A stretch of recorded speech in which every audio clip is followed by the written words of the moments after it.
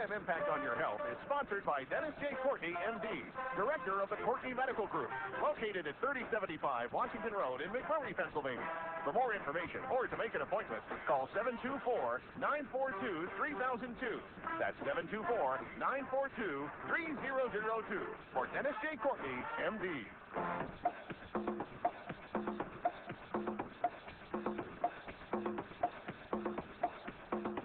Good morning, everybody. Good morning, everybody, and welcome to AM Impact on Your Health. AM Impact on Your Health, for every day our goal is to have you learn at least one thing to help you live better and longer. AM Impact on Your Health is heard each and every Monday, Wednesday, and Friday from 8 to 9 o'clock. I'm Dr. Dennis Courtney, and I'm with you each and every Monday, Wednesday, and Friday from 8 to 9. AM Impact on Your Health, where each day you'll find current medical news, knowledgeable guests, fascinating health topics, and of course, where we do encourage you to call in to join in. Today, well, it is a Friday version of the show, not too typical one. We have an invited guest today, a long-awaited invited guest. Each and every time he comes, he seems to have more and more information to reveal to you. This one today on a new topic, another one of his many books, numbering 10 now. You got 10 books out there. This one, his latest, entitled The Soy Deception. Now, we'll let it up to you as to whether there is an active, sinister deception going on, but certainly after reading this book, you don't know enough about soy, I don't think, yet. And as you learn more about it, we'll let you answer the question, is there truly a soy deception or not? But whether there is or not, your outlook on soy really needs to have some re-scrutinization. You better take a look at it. Today we'll do it with Dr. David Brownstein, the author of the book entitled The Soy Deception. Now, if our discussion with David provokes you to want to ask a question or to make a comment, that number, as always, will be 412-825-6262. That's 412-825-6262 as we discuss the soy deception today. Now, up and coming.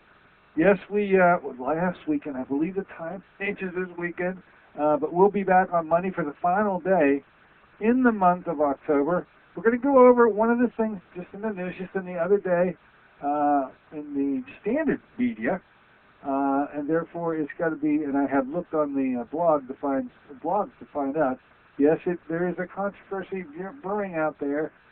There are doctors divided over this brand spanking new blood test. Well, let's say brand spanking new for them, but old hat around here. We've been doing over a year and a half talking about LDL particle size, what it means, what you do about it, why it will probably not be coming to a doctor near you. Anyway, that's on Monday. Then as we do turn the page on Monday and get into the month of November, we start that off on the 7th of November, and Monday, with Roland Thomas, who's going to return to talk about bioengineered algae concentrates, and in particular a product called F3. They have three different grades of this product, F1, F2, and F3. F3 is the most potent. Anyway, this was a concept put together, devised by, and then acted upon one Dr. Michael Kiriak, a Soviet scientist. We've talked about his story quite a bit, but the outgrowth of all of his research leads to the production line of a product that is just, well, really has no equal. I call it an all-inclusive, because it contains just about everything that one needs for a daily regime, and then some. So we'll be talking about that on the 7th with Roland, as he takes the F3 story and applies it to a specific disease, one, unfortunately, that is now in epidemic proportions and continues to be so. We're talking about type 2 diabetes, and that will be our discussion on the 7th with Roland. Then on the 9th, Susan Smith-Jones is going to be back with us now. She has a lot of helpful information with respect to how to deal with your health concerns in a more natural way. She's going to be talking about 10 different tips for you so as to not allow you to put on weight during the up and coming, and here they are, they're running around the turn, up and coming holiday season that is rapidly unfolding in front of us. So Susan Smith will be on with us on the 9th. Other guests, as they are enrolled, will be brought to your attention as soon as I get them made. Now let's talk about, oh, by the way, hope everybody enjoyed. I didn't get up there last night. If you did, and you want to tell us about how that went with your speaker at the Freedom and Choice in Cancer Therapy group, who we were fortunate enough to have on our show on Wednesday. Her name was Jana McKee. I think she has some powerful information to bring to you. We'll bring her back here, I promise you that. But you all got to enjoy her last night up there. I hope it went well. As I say, if anybody was up there and wants to share with us how that entire meeting went, please give us a call and let us know.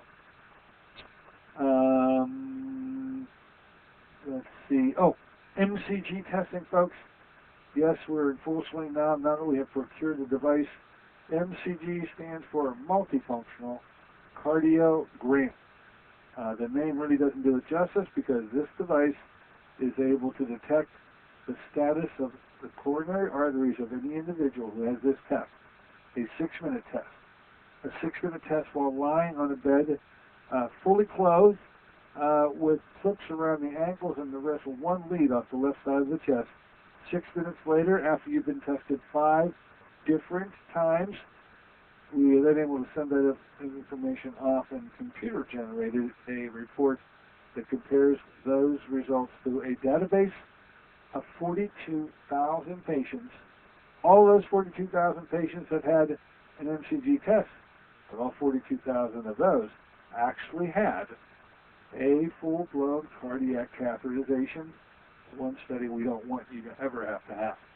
And anyway, the accuracy of being able to determine how much clogging you have in those coronary arteries without having to have such an invasive procedure is, I believe, a sheer stroke of electronic wizardry and genius that I salute. I don't know how it works, don't know how it does what it does.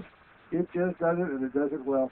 And then once we're able to document what your status is with respect to your own coronary arteries, we can then work on a plan to start reversing those numbers and repeat the testing as frequently as once every 3 months. This is insurance covered.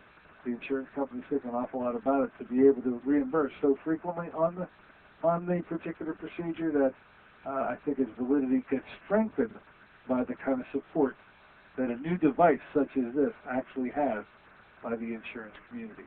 So we're happy to be able to bring it to you now in the month of November, and I'll be announcing monthly sort of the day that the listeners to this show can get this testing done in our offices. Certainly our main office here in McMurray, the testing date for the month of November is going to be November 10th. If you'd like to get MCG testing, give us a call. We'll slot you into a time slot that's mutually convenient for you and us. And as I say, the test itself taking 6 minutes, it's probably entirely maybe a 15-minute chunk of time out of your day.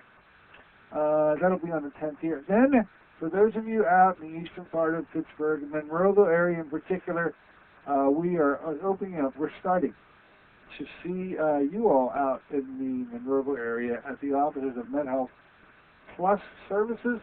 These are the new offices of Dr. Oliver Caminos, literally located across the street from the old offices of Dr. Oliver Caminos in a very large facility there.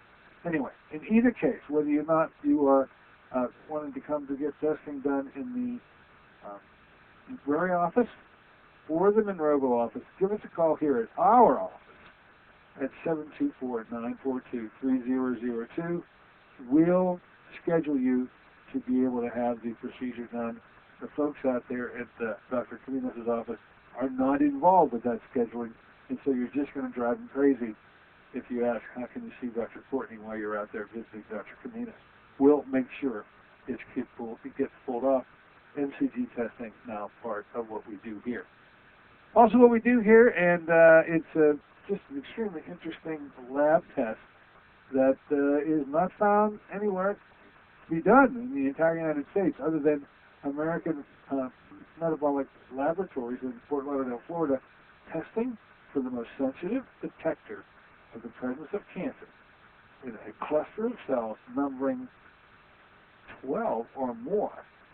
It is a test called HCG. Of course, that's the pregnancy hormone, and we certainly understand how well it's been used for a long time now to detect that. Little known fact, however, it is also found in all forms of cancer, and the testing can be done in a United States lab, heretofore only being able to be obtained in the Philippines, for God's sake, and you even had to do the test on your own and send the specimen. It was pretty rough. Anyway, I refer you to the shows that we did with Dr. Emil Shandel this particular month, October 10th and October 12th. If you want to know more about this particular kind of testing, go to the archives, go to djcmd.com, and open up the icon on the opening page that's marked Archives. You'll find a whole host of radio shows there. By the way, every show I've done since 2006, so all the guests, maybe if there's other shows that you wanted to hear, you'll see them there listed chronologically by date, and there's also a little blurb about who the guest was on that day. Anyway, you want to go listen to the shows done on the 10th of October and the 12th of October of this year to bring you up to speed on why it is that you might want to get HCG testing. So there you have it. All right, folks, let's do this. Let's take a short break. In the interim, I'm going to go find our good Dr. David Brownstein. Is there a soy deception out there or not? Well, I really don't know, but certainly there is misinformation. You need to get the right information. You'll get it from Dr. Brownstein in just a moment. Be right back. This is Dennis J. Courtney, MD. Have you become confused about how best to manage your health? It's no wonder. It seems that every time you turn on the television or radio, another expert has yet another suggestion for you to follow that seems to be reasonable enough, but no matter how dutifully you follow the instruction, it just doesn't quite produce the results that you are looking for. If this confusion sounds familiar to you, give us a call at the Center for Complementary Health, where we'll make some sense of the confusion based on a blending of traditional and alternative medicine that we've been perfecting over the last 7 years. We offer metabolic nutrition testing, immune system repair, natural hormone replacement therapy, chelation therapy, cutting-edge allergy correction, and a host of other safe and effective alternative therapies. Dennis J. Courtney, MD, is located at 3075 Washington Road in McMurray. Phone 724-942-3002. Honey, just got the word. The company's new health plan has a $5,000 deductible. We have to make sure nobody gets sick this year. Remember what those doctor's visits cost for last year's colds and flu? Oh, sorry, I've got to go. Love you. We can do this. We can cut the fast food lunches. Soda, that's a lot of sugar. We could all take that evening walk. And hey, I heard a program about fruit. Fruit of the spirit. What did they say? 1 ounce, the equivalent of 5 servings of fruits with herbs and minerals. We could add some to our breakfast protein shakes. Fruit of the Spirit is a unique whole fruit puree. Fruit of the Spirit contains fresh fruits native to the Holy Land and alkalizing minerals from the Dead Sea. With no added sugars, Fruit of the Spirit is a unique product from 5 years of work from science-based nutritional experts. Call 1-800-442-3793 for a special promotional offer. Fruit of the Spirit, a blessing for your good health. Fruit of the Spirit, convenient, affordable, and delicious. That's 1-800-442-3793. Call them now, 1-800-442-3793.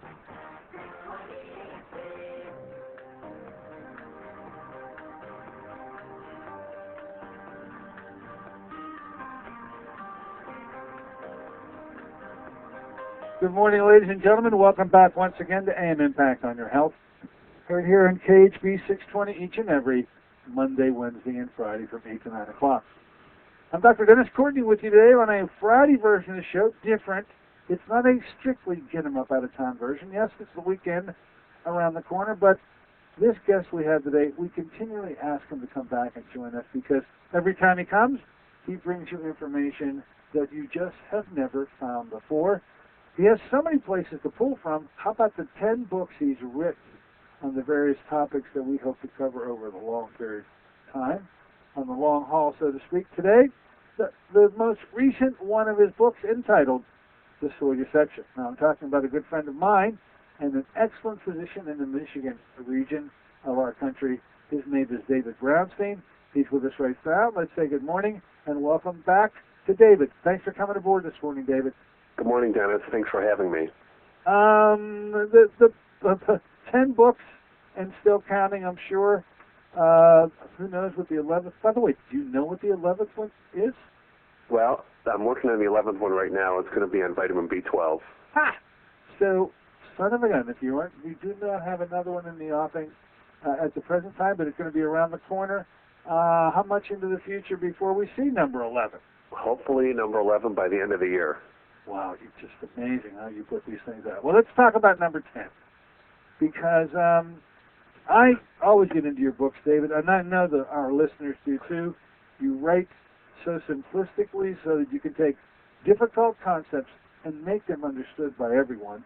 That really helps me, David. I thank you so much for helping me, let alone any one of the lay people out there that aren't necessarily medically inclined, but certainly are health-oriented.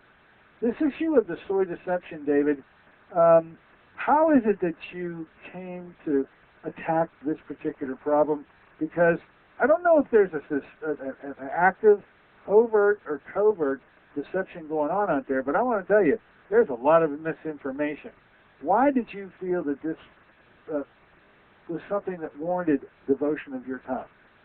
Well, Dennis, I've certainly been working in the natural medicine field for almost 20 years now, and I kept seeing a pattern with patients who were eating soy as a major portion of their diet and finding those patients with more thyroid problems and more severe thyroid problems.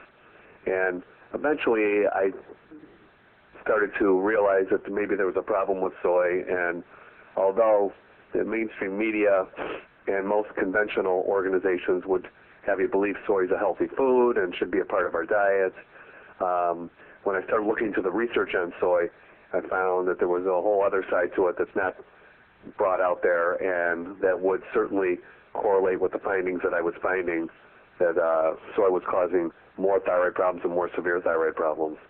And, I felt like it was important to get this information out there and to teach my patients about this. And I had an interesting experience this week. We had a medical student in the office with us, and I was doing an interview with a patient and taking the history. The patient started telling me, taking the dietary history, the patient's telling me how much soy they're eating a day. And I stopped her, and I explained to her that there's problems with soy and problems with the thyroid. And the medical student said, I eat a lot of soy. Thought it was healthy for me. And he had no knowledge about it. And, that's been my experience with most patients. I'm sure you're seeing the same thing, that people think it's a healthy food, and, most of the time it isn't. Yeah, this thing with the soy, and I believe that anyone listening to us right now would go along with the images that we've conjured up over time based on what we've been bombarded with, is that the soy is a health food. I mean, I would have made that connection, and I can understand why your medical student made it, and the patients that you're seeing are exhibiting at least their desire to want to consume soy. You, because you're so intimately related with thyroid dysfunction, picked up on something I have yet to be picking up on, which you found that your thyroid patients were more and more afflicted and to their detriment by the consumption of soy. That's something that's a clinical impression that you should be commended for, because I haven't really made that connection yet. But it was something that was pretty strong in what you were able to uncover in your interrogation of the many patients you've seen with thyroid disease, huh? Well, it took me a little while to make that connection, but once I started seeing it, and I just started doing a cursory search on soy, I found there was a whole other side to soy that the media doesn't report on, and we weren't taught in medical school. Well, we weren't taught much in nutrition about medical. We weren't taught in medical school much about nutrition anyways, but, the science behind soy is very strong, and the science is fairly negative about soy. And what's being driven with soy right now is that it's the cheapest crop to grow in the United States. We grow, soy is the second most common crop that we're growing next to corn. And it's just become, throughout our society, it's put in so many different foods. And I think that's one of the reasons we're seeing this thyroid epidemic. Anywhere from 10 to 50% of people probably walking around with an undiagnosed abnormal thyroid function, and I think part of that's being driven from, this influx of soy into so many different foods. That thing about soy, one thing that I think might be part of the reason why, at least I'll use my own case, where I thought, boy, soy products would be perfectly appropriate because of when we have some babies are lactose intolerant, and very early on, I was made aware when I had my children that, of course, none of them had lactose intolerance, but if you did, then what you needed to have was a soy-derived milk. And there's the name of the company eludes me right now, but nonetheless, if you're thinking a little baby could do good with a soy product, it conjures up imagery that, well, it could hardly be harmful to anybody, when in fact, as I read your book, it has the potential to do great harm. Do you think that may have something to do with how lightly we take the issue of soy? Well, absolutely. And, again, as you mentioned, we were taught in medical school if they had a milk allergy or a dairy allergy to switch them to soy formula. Well, that's been a disaster. And the problem with soy is, especially the non-fermented soy, and I'm sure we'll get into talking about that, is that it contains chemicals that inhibit thyroid function, and it contains estrogen-like hormones. And they've done studies where babies fed soy formula have significantly more thyroid problems as they get older than babies not fed soy formula. And they've also found that the amount of hormones in soy formula is equivalent to, 1 or 2 birth control pills a day. And certainly that cannot be good for our youth. The country of Israel has outlawed the use of soy formula for children. I think if we had an FDA that was working for us, they would outlaw the use of soy in children in our country. That is an amazing, the equivalent of taking this soy that we give babies in the form of food is the equivalent of 1 to 2 birth control pills a day? Absolutely. Wow. All right, we're going to move on. This thing about soy, of course, when you're buying soy milk, you're out there actually looking for it. You can find it. It's there. But I was amazed by looking at your book and how it revealed just how many products we find soy in. Talk to us a bit about how frequently soy is found. As you mentioned, it was news to me that soy is the number 2 product. Corn the number 1, soy the number 2. I don't think that the general public knows that. And by virtue of having it as the number 2, it's going to be found in a lot of stuff. Where are we going to find this soy? Well, if you start looking at your labels, you'll start seeing soy added. It's in the form of soy protein isolate. And in this book, I talk about the problems with soy protein isolate, but it's found in, a lot of baby foods and baked goods, breads, pasta, and cereal. It's found in beer and ale occasionally. Cheese sometimes contains it. A lot of diet food products contain soy and soy protein isolate. It's in desserts. As we mentioned, it's in infant formula. All those imitation meats are from soy protein isolate. Many of the protein bars and the protein powders contain soy protein isolate. I tell my patients if they're going to take a protein powder to watch their label, and certainly don't use anything that's derived from soy and has soy protein isolate in it. It's in soups. Many supplements contain it, such as those contain genistein and daidzein, and it's in a lot of vegetarian foods, or if not most vegetarian foods. Yeah, I was going to say that the vegetarian among us, trying to look for a good source of getting proteins and fats, oftentimes move to soy thinking this is the best place to go because they are fearful of the fats that are found in animal products. And in so doing, the exposure to a vegetarian, and particularly a vegan, would be enormously higher than it would for anybody else by virtue of the fact that they don't get any protein any other way. This is their only source. Right about that one, huh, David? Absolutely. And, I'm sure, Dennis, you're seeing the same patients I'm seeing, the new patients who come in, and they think they're eating a healthy diet, and they proudly say, I'm not eating, I'm a vegetarian, and you know, I don't need any salt. And, you know, when you take their history and you realize that they're actually salt deficient, and then in the vegetarian part of the diet, they're eating all this non-fermented soy in the form of soy milk and soy meat and soy protein isolate.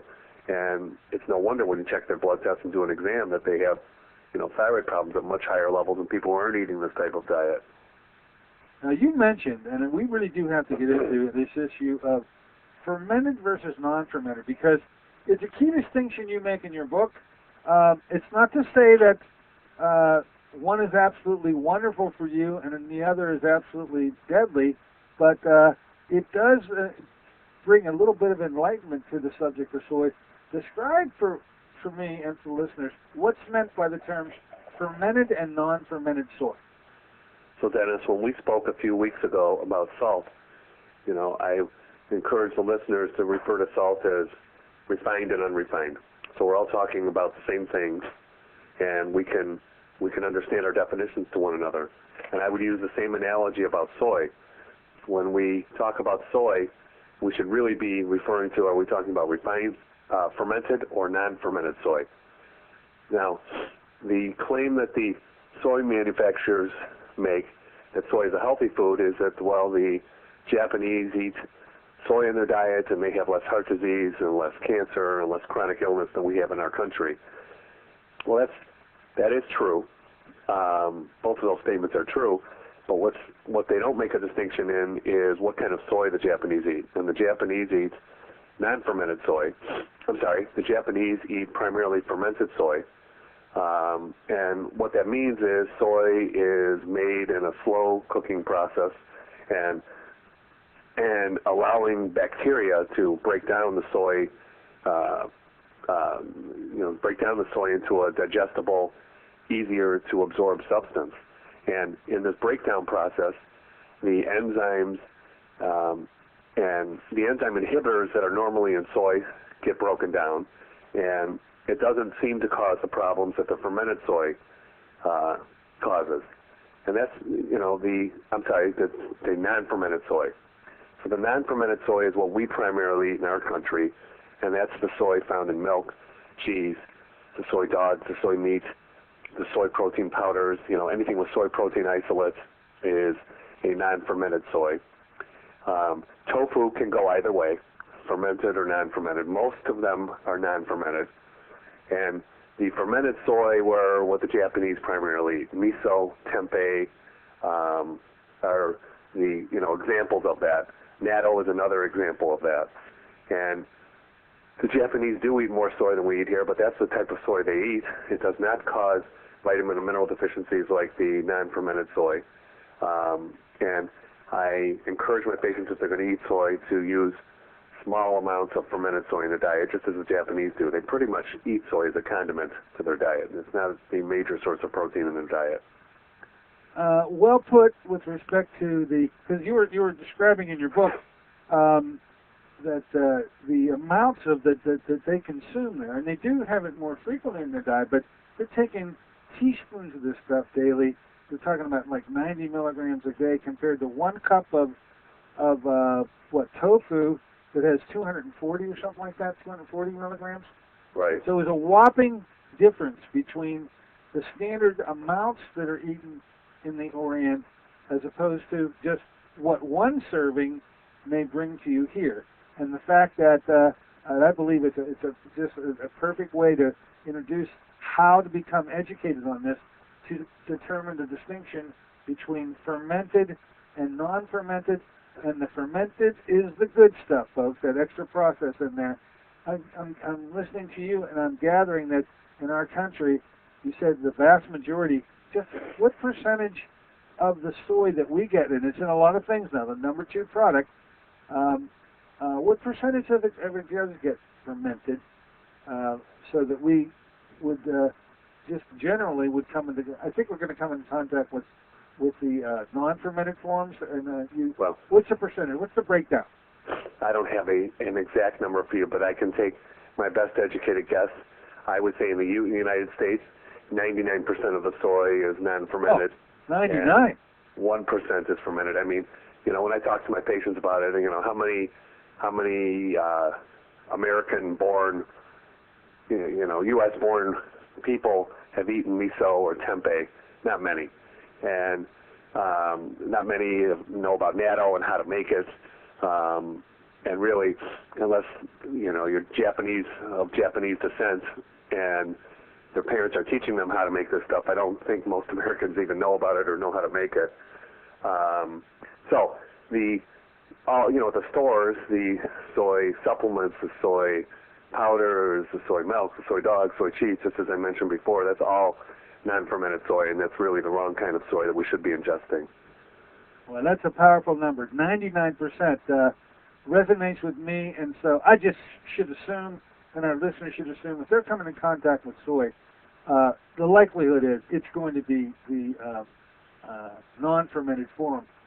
Which goes to the next point that I'd like to ask, and it has to do with labeling. In other words, if there's soy in a product, does it have to say so in terms of its labeling, so that our listeners are label readers, you're a label reader, I'm one, will we find the issue of soy resolved for us if we know that it has to be on the label? And hand in hand with that is, there are some real stealthy forms of soy that you won't even know is soy, but nonetheless, it is soy-derived. Could you talk about that for just a moment? Well, you're right on the labeling. And by law, if it contains soy protein isolate, the government has mandated that the labeling should say derived from soy. And there's new labeling now that say even if it's a process to remove soy from whatever the final product is, it's supposed to say derived from soy. So many vitamins are made from soy, and a lot of the vitamin E is derived from soy. So if you look at a label, it might say vitamin E and then the amounts and what's in there, but it'll say derived from soy. Now, in the case of vitamin E, there is an 8-step process to remove the soy protein from the final product. So when it says derived from soy, vitamin E, I would say that is not exactly what I'm talking about with, eating a soy product. The soy protein isolate, which is supposed to be labeled for any product that contains it, contains all these phytates and, anti-nutrient compounds and these phytoestrogens that are problematic for most Americans, and that stuff really needs to be avoided. Now, I'm looking at some of these examples. Lecithin, for instance, I can see lecithin on many labels that I've read, and I don't think there was any mention of soy there. The public just has to know that if it's a lecithin, if lecithin is in a product, more than likely it is soy-derived. Wouldn't you say, David? At least I think so. It is soy-derived, and again, for lecithin, there's a multi-stage process to remove lecithin from soy, and theoretically, anybody who has a soy allergy should not. Now, there are some patients who are very sensitive, but for most patients, they don't react to vitamin E or lecithin or products like that where the soy protein has been removed from it. It doesn't contain that soy protein isolate, which is the bigger problem, and containing those anti-nutrient compounds. All right. Well, now I'd really love to swing to something you devote a lot of attention to in your book, which is, what are those problems with soy? You've documented a number of them. We've alerted now the listener to, hey, you've got to be on the lookout for soy. It is not the health food you think it is, and 99% of it's going to come at you in the form of a non-fermented type, which is going to have consequences that you were able to document. Let's start going through what some of those problems are with the soy. Well, I mean, one of the main problems and what brought me to doing the research on soy was looking at soy and thyroid problems. And soy is a known goitrogen, which means it's a product that is known if you ingest it that it is to cause goiter in a percentage of the population that ingests it. Other known goitrogens are bromine and fluoride. There's many other chemicals that are known to do that, but soy is one of them.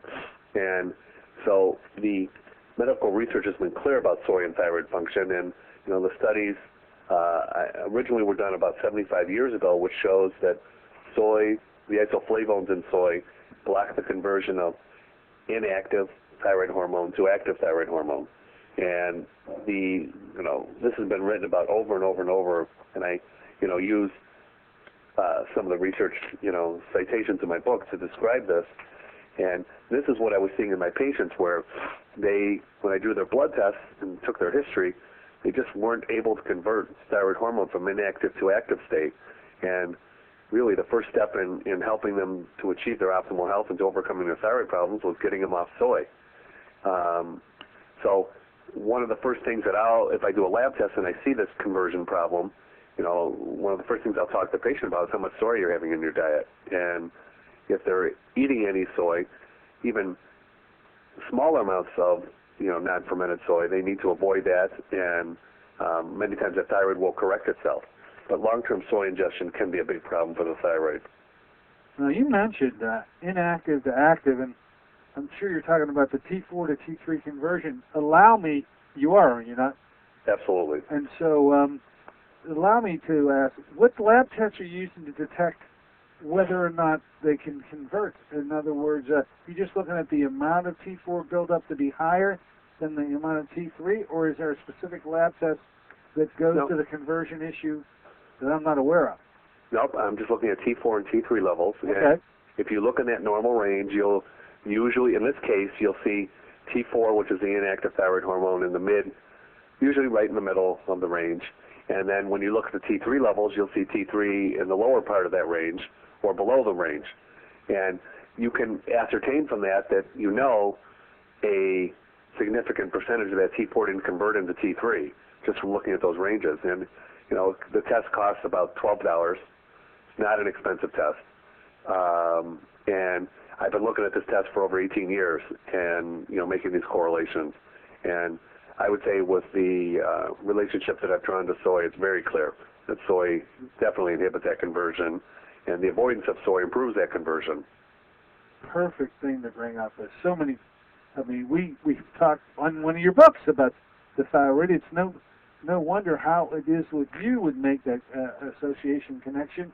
And as many thyroid patients as I treat, this seems to be an issue that really needs a big front and center prominence, along with what another problem with the ingestion of soy happens to be.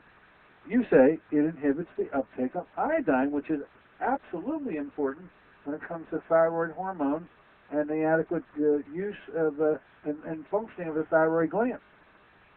Yeah, there's recent research showing that especially in an iodine deficiency case, that soy makes the iodine deficiency worse, that the thyroid hormone becomes unable to iodinate thyroid hormone, meaning that you can't put an iodine molecule on it, and you start putting these soy isoflavone molecules on it. Now, no one's really done research to say is that a good or a bad thing. That's not how it's supposed to be. That's not what we were designed to do. And my experience has been that the more iodine deficient someone is and the more soy they ingest, the worse their thyroid problems are. So I would definitely say that's not a good thing, and people should, be avoiding this non-fermented soy stuff and making sure they have enough iodine, as we talked about in the previous interview. Yeah, I remember the bromine connection that you made so strongly. I'm just now being alerted to the soy connection, which appears to be equally as strong. So, case made. Well point made, doctor. Let's move on. Here's an issue right here, and evidently with a lot of ramifications. The fact that soy contains phytoestrogens. Talk to us a bit about this. This is a nasty problem associated with soy, is it not? It is, and it's part of the soy molecule. And the phytoestrogens are estrogen-like substances. And there's a whole bunch of research saying that soy can help with hot flashes. Well, that's true for some women. Soy does seem to help, ameliorate hot flashes through these phytoestrogens. But at the same time, these phytoestrogens, and the most common ones are known as genistein and daidzein, are problematic. And as I mentioned before, they're problematic for the thyroid, but they're problematic for estrogen receptors in the body, such as the breast, the ovaries, and the uterus, and the prostate. They found that these soy isoflavones have been carcinogenic and they're DNA damaging in studies. Again, my experience has been that these things should be avoided. Now, if you go to a health food store, you can find supplements, advertising soy isoflavones and containing daidzein and genistein. These need to be avoided. Again, I think if the FDA was doing its job for us, it would pull these things from the market and not allow them on there. I write in the book that there's, areas of the world where monks are supposed to be praying their whole lives and, devoting their lives to prayer, and to minimize their libido, what they do is they feed them soy. I got a very interesting letter from a prisoner who claiming in his letter to me that they feed them primarily a soy-based diet, and he's trying to keep the best statistics he can, but he says the vast majority of prisoners have thyroid problems. They're all depressed. And he says they're not depressed from being in prison. He says they're depressed from eating that diet. And he feels that, he's trying to publicize that, they're putting this in their diet to minimize their energy and minimize their libido and to cause them thyroid problems. And if it's true and they're feeding them that much soy in their diet, he may be correct in that analysis. But, this stuff is, can be a big problem. And, there's even a question with, soy causing fertility problems and osteoporosis problems. One of the things I make an analogy in my book that soy has been shown to decrease the fat-soluble vitamins in the body, including vitamin A, D, and it also decreases B12 levels in the body. All those are important for bone density and energy and strength. And, what do you expect when you ingest a substance that's going to cause a decrease in, basic vitamins and minerals in the body? It's definitely going to cause problems. Well, two things come to mind. One, whenever we have our young girls, literally pre-adolescent girls developing secondary sex characteristics, there's got to be a connection between the ingestion of soy products containing high amounts of phytoestrogens and this early development process. Do you make that same relationship, David? Yeah, there's definitely, girls are developing earlier, and, well, of course, now they're getting breast cancer earlier as well. And there's no question that these hormonal influences are affecting the body, and it's not only hormone influences from soy, it's hormonal influences from what they're feeding the animals to fatten them up, and you can guess what they're feeding the animals to fatten them up, because phytoestrogens made from soy. So, yes, I think there's a big problem there, and, unfortunately what we're dealing with is the second most common crop to grow in the United States and the cheapest crop to grow in the United States, and the food industry has a lot of momentum behind it to put soy in as many food products as possible, since it's such a cheap substance to grow. Well, the other area that I find, and I'm sure you do too, is in the postmenopausal women, when we're finally looking at hormones, because they're having all sorts of symptoms.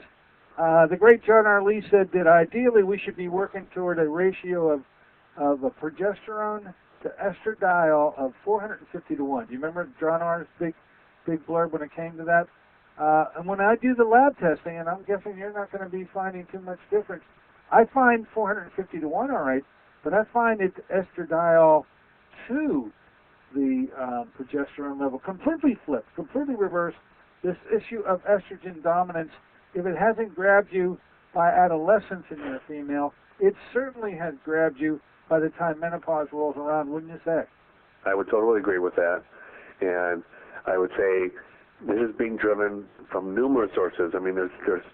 There's xenoestrogens, estrogen-like compounds in plastics and pesticides, but the food stuff is coming from soy. And, when you look at the amount of food that contains soy, and hidden sources of soy that I, describe in my book, such as margarine and salad dressings and other things, there's no doubt that we are getting too much of this in our diet. We're getting this hormonal influence, and I think the end consequences of this are 1 in 3 men having prostate cancer, 1 in 7 women having breast cancer, and, you know, the thyroid epidemic, and, you know, all these endocrine problems that we're seeing, and we're seeing at a younger and younger age as well.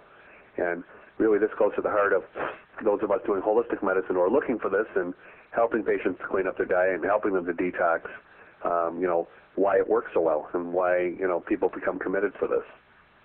Okay, I'm going to move on. You got a lengthy list here. What about this issue of something I don't think many think to ponder, and that is this issue of phytic acid, and the fact that soy contains large amounts of them. Why could that be harmful? Well, phytic acid is it's an enzyme, and it's contained in all legumes, such as soy, and in nuts. And phytic acid is a compound that causes the body to not be able to absorb minerals, and it is contained in, you know, as I said, in all those legumes and in nuts. But soy has a higher concentration of phytic acid than the other items. Now, this phytic acid is inhibited when you ferment these products, or you cook them in, you know, slow heat, you know, and for a period of time, the phytic acid is neutralized.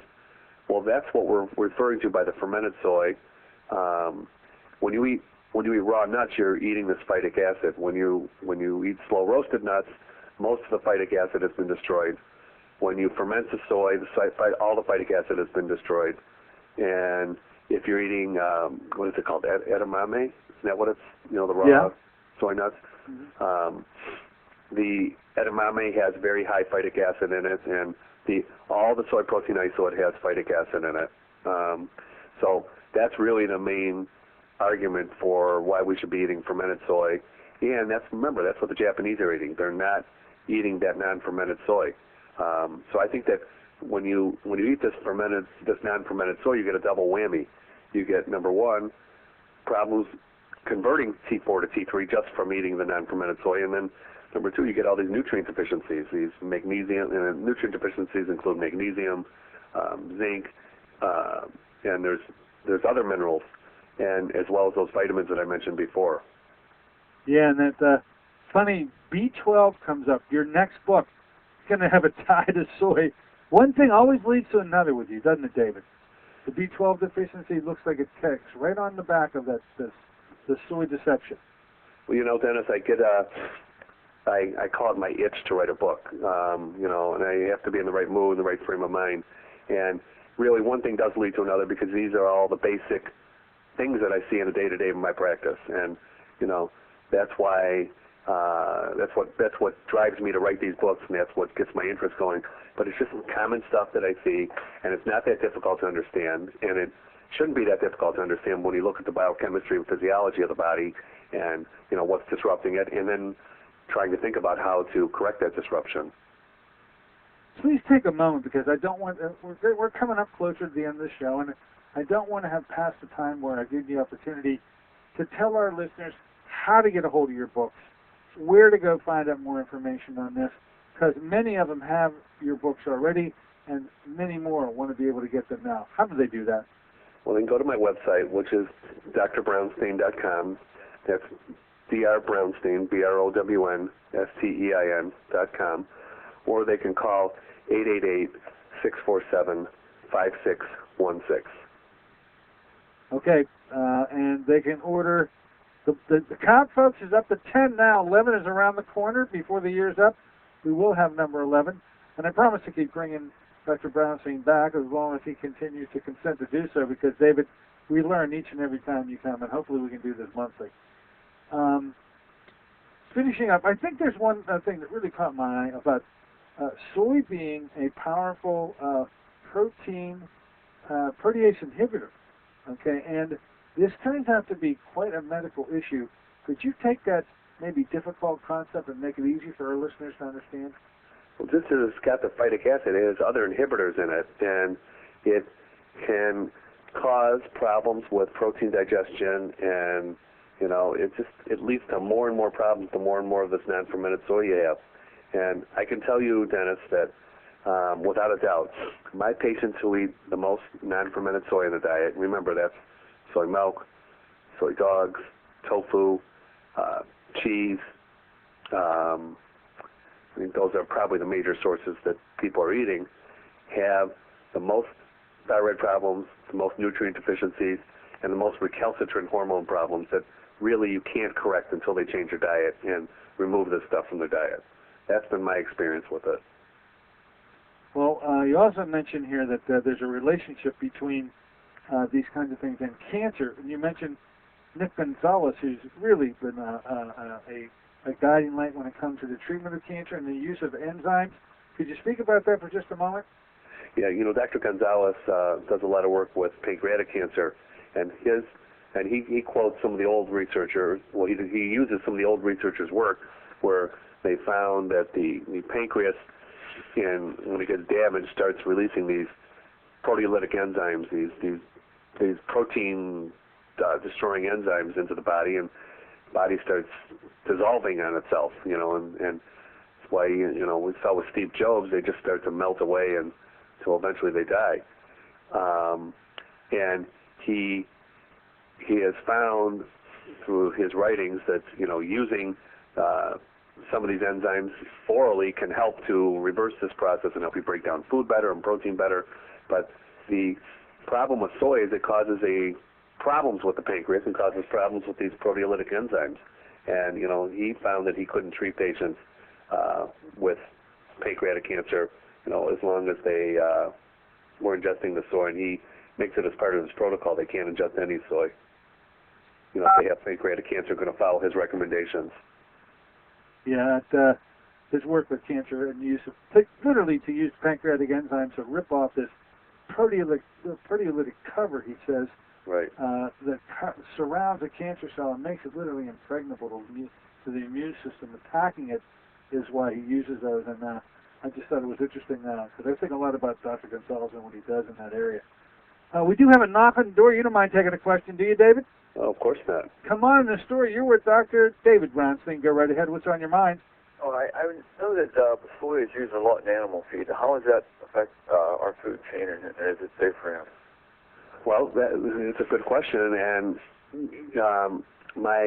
I can't quote you too many studies with that, but I would imagine it's doing the same thing to the animals it's doing to us because they're feeding them non-fermented soy, and I say that that's leading to more of our thyroid problems and leading to more of our nutrient deficiencies and so on and so on. And I would hope that process would be stopped, but it's not going to stop when it's the cheapest crop to grow. So therefore, if you're going to eat animal products, I try and suggest that you use free-range, grass-fed animal products, because when they feed them the grains, they're primarily feeding them soy-based, non-fermented soy-based products. Okay, my friend? All right, thank you very much. Absolutely. Yeah, I mean, if the animals are going to consume soy, all of the harmful effects that you're seeing, certainly the animal gets exposed to, but then the soy protein itself winds up in the carcass of the animal. So once this animal goes to slaughter and we consume the meat that comes from it, it just gets perpetuated in another dimension, having nothing to do with the effects that the animal felt on the first-hand basis, but on a second-hand basis, all those proteins in the animal fats that we're going to end up consuming compounds the problem. We're eating animals thinking there's no soy in there. Meanwhile, we're getting loaded with soy from our animal consumption, let alone our plant consumption. Crazy. Absolutely. Crazy. All right. Literally with a minute or two to go. Our listeners are now, I think, have been alerted that they need to start looking at soy in a different way. And I believe that they really didn't have that alert or were unaware of that alert for the most part. And so once again, we're going to thank you, David, for bringing to us an alert that this time has come. If there's a deception out there, who knows if it's in the sinister mind, sometimes mind works in a sinister way, that is an active deception on the part of the food industry. But whether it's active or inactive, there is a misconception about the helpfulness that soy brings to our diet. And I think your book, The Soy Deception, really elaborates it well. What parting words do you want to leave with us today to wrap this topic up that our listeners can benefit from? You're the author. You're the guy who exposes this potential deception. How can you leave us with it today in terms of closing the door on this matter? Well, I would suggest to the listener to, do their own research. Read my book. I've got it cited. Make your decision whether it sounds plausible or not. But I think if you look at the physiology and biochemistry, you've got to come to the same conclusion I have. There's no alternative physiology or biochemistry. It is what it is. And to optimize it, the best way to optimize it is to eat a good diet, keep yourself hydrated, and part of that good diet is to avoiding non-fermented soy. It contains anti-nutrients, it blocks thyroid production, blocks thyroid activation, and it leads to a whole host of problems, and you'll be healthier for it, your family will be healthier for it, and I would certainly implore the listeners to not let their children or their grandchildren have soy formula, no matter what's going on, and there's other choices if you have a dairy allergy before you going to soy formula. That should be the absolute last choice, unless there's nothing else out there. They should not be getting soy formula. Yeah, I think that's a great way to end it, because that's the beginning of life where we, up to this point, thought there was no problem with soy. My God, there's a lactose inability here on the part of the child. This wonderful product we have, soy, turns out to be not so wonderful at all. What a shove off of the pier. The wrong shove. Good point, David. All right, folks, there you have it. The bongos are in the background signaling our time out of here today. Hope you have a wonderful weekend. I'll be back with you on Monday. Until then, this is Dr. Dennis Courtney with Dr. David Brownstein saying so long for AM Impact on Your Health.